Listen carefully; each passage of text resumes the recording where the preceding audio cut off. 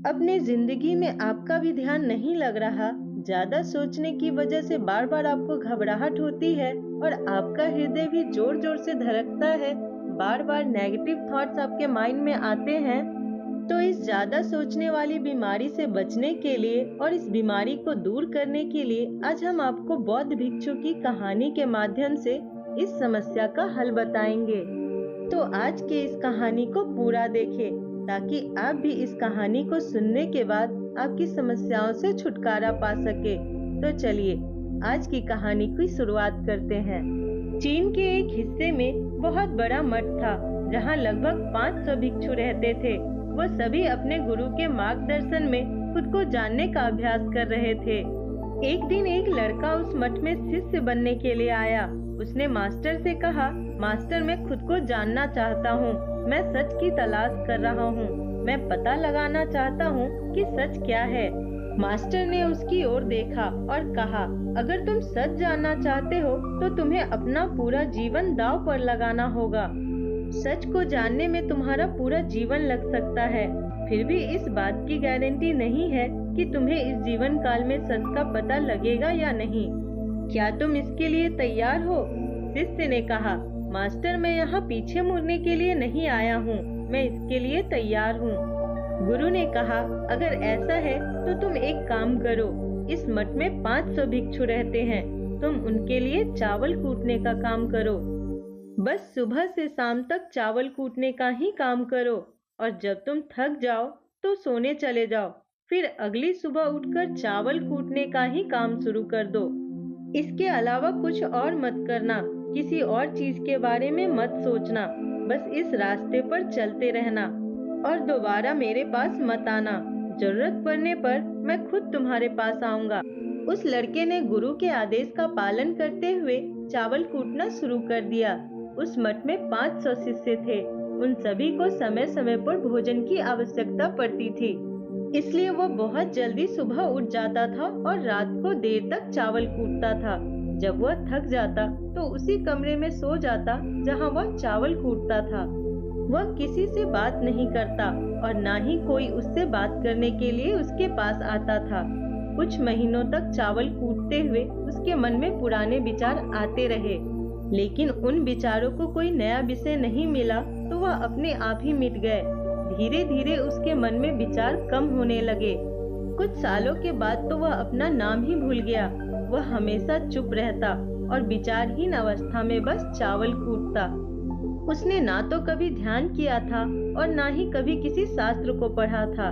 मठ के बाकी शिष्य उसे मूर्ख समझते थे। ऐसा करते हुए 12 साल बीत गए। 12 साल बाद एक दिन गुरु ने घोषणा की कि अब मेरा आखिरी समय आ रहा है और मुझे अपना उत्तराधिकारी चुनना है, जो मेरे बाद मठ का मुखिया होगा। इसलिए मेरा कोई भी शिष्य है जिसे लगता है कि उसे आत्म साक्षात्कार हो गया है और उसने खुद को जान लिया है, तो रात को मेरे दरवाजे के पास आकर इस दीवार पर कुछ पंक्तियां लिखे, जिसमें उसकी जिंदगी का सारा अनुभव समाया हो। कई शिष्यों ने ऐसा करने के बारे में सोचा, पर मठ के प्रमुख शिष्यों में से एक ने वहां जाकर कुछ पंक्तियां लिखी। उसे बौद्ध धर्म ग्रंथों का बहुत ज्ञान था। सभी शिष्यों को लगता था कि वो इस मठ का उत्तराधिकारी बन सकता है। उसने लिखा था, मन एक दर्पण की तरह है जिस पर विचारों और इच्छाओं की धूल जमा हो जाती है। इस धूल को हटाने के लिए ही ध्यान है। जिसकी धूल हट जाती है और मन का दर्पण साफ हो जाता है, वो मोक्ष को प्राप्त कर लेता है।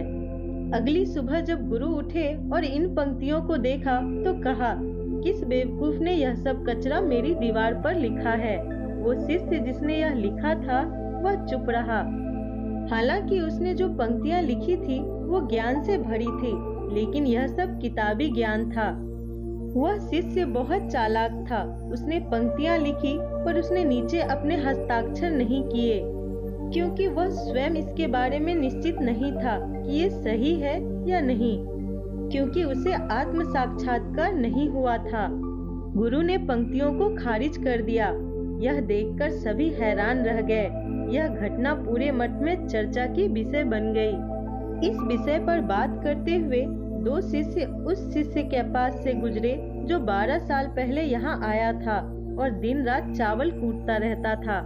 दोनों की चर्चा सुनकर वह धीरे से हंस पड़ा। दोनों शिष्य ने उससे पूछा कि तुम क्यों हंस रहे हो?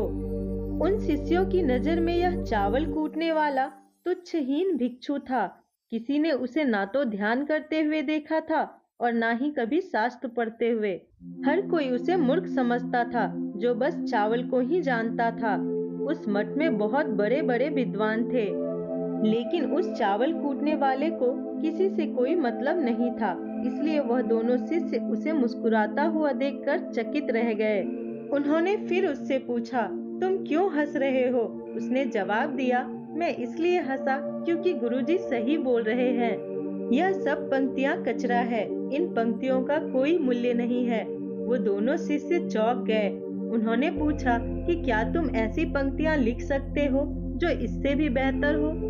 चावल कूटने वाले ने जवाब दिया, नहीं, क्योंकि मैं अनपढ़ हूँ, लेकिन हाँ, मैं कुछ पंक्तियां बोल सकता हूँ। अगर उन पंक्तियों को तुम लिख सकते हो तो मैं तुम्हारे साथ जाने के लिए तैयार हूँ। उन दोनों शिष्यों ने कहा, ठीक है। वे मास्टर के कमरे के पास गए और चावल कूटने वाले ने कुछ पंक्तियां बोली और दूसरे शिष्य ने उस दीवार पर लिख दिया और उन पंक्तियों के नीचे लिख दिया कि चावल कूटने वाला। उन्हें लगा कि गुरुजी इस पर भी गुस्सा होंगे। जो पंक्तियां उसने लिखने के लिए कहा था बहुत अद्भुत थी, और वो पंक्तियां थी, मन तो बस एक भ्रम है, ना तो मन है ना ही मन का कोई दर्पण है, और जब मन ही नहीं है तो धूल कहाँ ठहरेगी। जो यह जानता है वो सच को जान गया। जब गुरुजी ने यह पंक्तियां देखी तो वे आधी रात को उठकर चावल कूटने वाले के पास गए। वह सो रहा था। गुरु ने उसे जगाया और कहा, ये लो मेरी छड़ी और मेरे वस्त्र। आज से तुम मेरे उत्तराधिकारी हो, लेकिन इस मठ को छोड़कर कहीं दूर चले जाओ, क्योंकि इस मठ में बहुत सारे विद्वान हैं जो खुद को तुमसे ज्यादा श्रेष्ठ मानते हैं और वो तुम्हें मार देंगे। वो इस बात को बर्दाश्त नहीं कर सकते कि एक साधारण सा चावल कूटने वाला उनसे ज्यादा विद्वान निकला। तुम्हें वह सारा ज्ञान हो गया है जो मुझे है।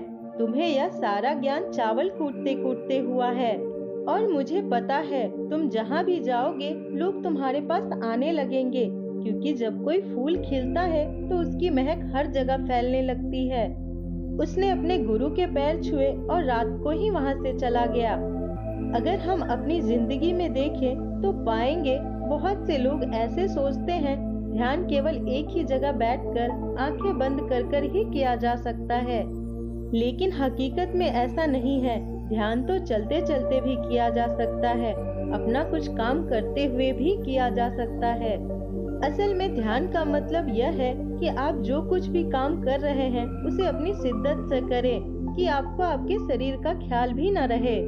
बिल्कुल उस चावल पीसने वाले की तरह जो चावल कूटने में इतना मग्न हो गया कि उसको खुद का कोई ख्याल ही नहीं रहा। उसने चावल कूटते ही आत्म साक्षात्कार प्राप्त कर लिया। हर समय वर्तमान में रहना और कुछ नहीं सोचना। मन तब तक है जब तक विचार है।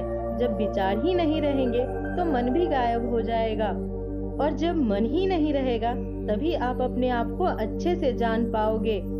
असल में हमें अपने वास्तविक रूप को जानने के लिए कोई अन्य साधना करने की आवश्यकता ही नहीं है।